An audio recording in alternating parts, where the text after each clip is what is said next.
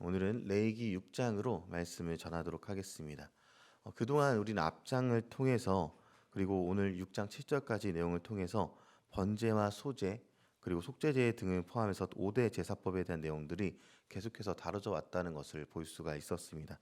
그런데 오늘 6장에서는요.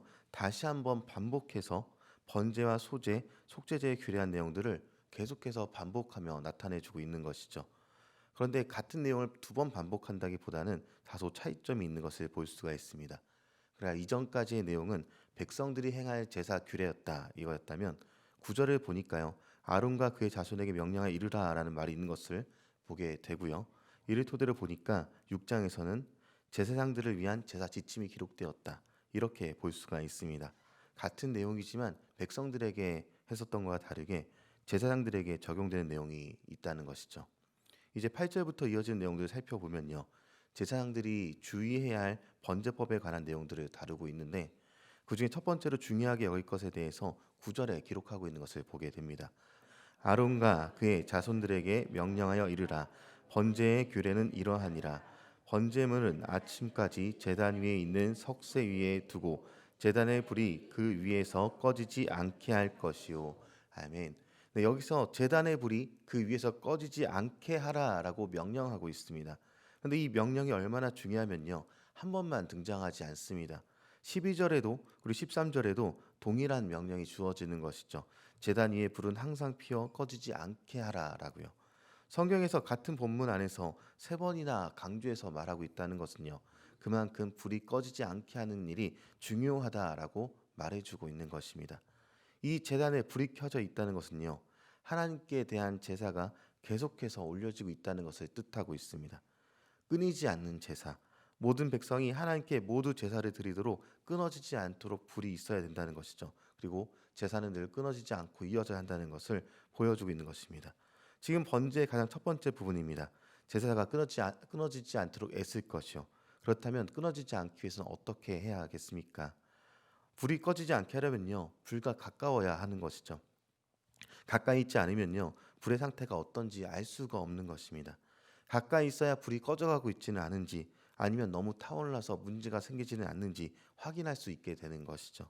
그래서 제사장의 가장 중요한 업무 중에 하나라면 불을 꺼뜨리지 않도록 불 가까이에 항상 가까이 있어서 끊어지지 않는 제사를 드리도록 하는 것이 중요하다라고 합니다. 그렇게 제사장 그 자체가 늘 주님과 동행하는 예배자여야만 끊임없는 제사를 드릴 수 있는 것이죠. 그러면 이 불을 꺼뜨리면 안 되는 제사장의 일이 우리 신약의 성도들에게 있어서 어떤 의미가 있는지 보도록 하겠습니다. 사실 우리들은요. 신약을 살아간 성도들 중에는 제사장이 아닌 사람이 없죠. 베드로전서 2장 9절을 보니까 제가 잠시 읽어드리겠습니다. 그러나 너희는 택하신 족속이요 왕 같은 제사장들이요 거룩한 나라요 그의 소유가 된 백성이니 이는 너희를 어두운 데서 불러내어 그의 기이한 빛에 들어가게 하신 이의 아름다운 덕을 선포하게 하려 하심이라. 이렇게 기록하고 있습니다. 네, 베드로전서를 통해서 알 수 있는 사실이 무엇인가 보면 분명히 우리 신약을 사는 성도들의 정체성이 제사장이다라는 것을 알려주고 있는 것이죠. 그렇기에 오늘 레위기에서 중요하게 여긴 끊이지 않는 불, 끊이지 않는 제사, 그러니까 끊이지 않는 예배에 참여하는 우리들이 돼야 한다는 것을 보여주고 있는 것입니다.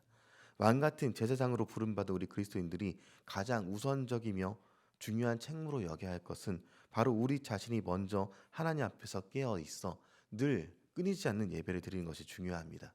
그리고 그 다음입니다. 끊이지 않는 불을 지켜야 할 제사장들이 입은 옷에 대해서 설명하고 있는데 그들은 세마포 옷을 입었고요. 구별된 옷을 입고 제사에 임할 것을 명령하셨던 것이죠. 내가 깨끗하다고 생각된 옷이 아니라 하나님이 정한 방법으로 입은 제사장들이 구별된 옷을 입고 제사에 임하는 것은요. 신약을 사는 우리들이 나의 의로 옷을 입고 내 마음대로 살다가는 멸망하지만 하나님과 동행하는 사람들은요. 내 의의 옷이 아니라 예수 그리스도로 옷 입기 때문에 멸망하지 않는 사람들이 바로 우리다라고 말하고 있습니다. 이제 거룩하도록 구별된 옷을 입은 이 제사장들이 무엇을 하는지에 대한 기록하는 것이요. 14절부터 계속해서 설명하고 있는 소재에 관한 규례를 나타내주고 있습니다. 그 중에 15절 말씀도 같이 한번 읽어보도록 하겠습니다. 그 소재에 고운 가루 한 움큼과 기름과 소재물 위에 유향을 다 가져다가 기념물로 제단 위에서 불살라 여호와 앞에 향기로운 냄새가 되게 하고 아멘. 네, 성경은요, 이 소재의 제물들을 기념물로 삼아 제사를 드리라라고 합니다. 기념물이요. 물건을 바라보면서 연상법으로 생각나게 하는 것이 기념물이겠죠. 그렇게 이 기념물을 불사르면서 하나님께 드릴 것이다라고 이렇게 여기도록 하고 있는 것입니다. 우리 그리스도인들이 온전한 예배를 드리기 위해서 반드시 기억해야 될 사실이 있다면 예배는 하나님을 기억하며 하나님을 경배하기 위해 드린다는 점입니다. 다른 누구도 아닌 오직 하나님께만 예배를 해야만 합니다. 어쩌면 현대 그리스도인들은요, 하나님을 예배한다고 나타나지만 삶의 모든 문제 해결책을 경제력으로 여기는 경우들이 많습니다. 돈을 우상으로 예배하고 명예를 우상하여 예배합니다. 그러나 내게 은혜 주신 분은 돈이 아닙니다. 명예가 아니죠. 죄인이었던 나를 십자가 보혈의 은혜로 품어주신 하나님의 은혜, 바로 은혜로우신 하나님을 기억하며 경배하기 위해서 드리는 것이 우리의 예배다라는 점을 잊지 말아야 하는 것입니다. 그렇지 않을 경우 하나님을 기억하는 예배, 하나님의 은혜에 감사하며 하나님을 경배하는 바른 예배를 드리기보다는 자기 위안을 삼는 도구로 예배를 잘못 착각할 수 있게 되기 때문입니다. 그리고 이제 오늘 6장의 마지막 부분은요, 속죄제 중에 속죄 제물에 관한 내용을 다루고 있습니다. 속죄 제물에 가리키는 가장 특징적인 단어가 무엇인가 보면 거룩입니다.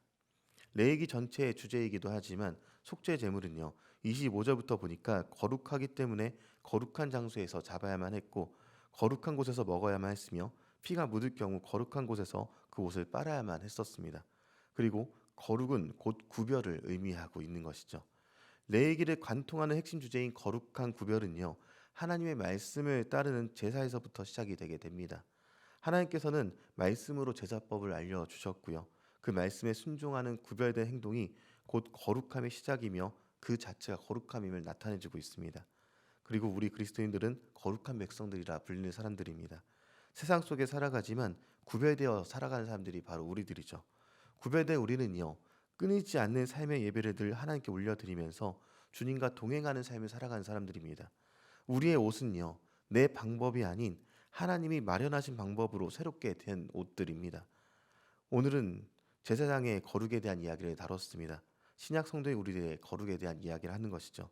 오늘 말씀을 기억하시면서 오늘의 어지럽고 악한 세상 속에서 온전히 우리가 어떻게 구별되어서 끊임없는 예배를 하나님께 드리며 삶의 제사를 하나님께 드릴까 고민하며 오늘 주님의 안내 가운데 승리하는 저 여러분 되기 소망합니다.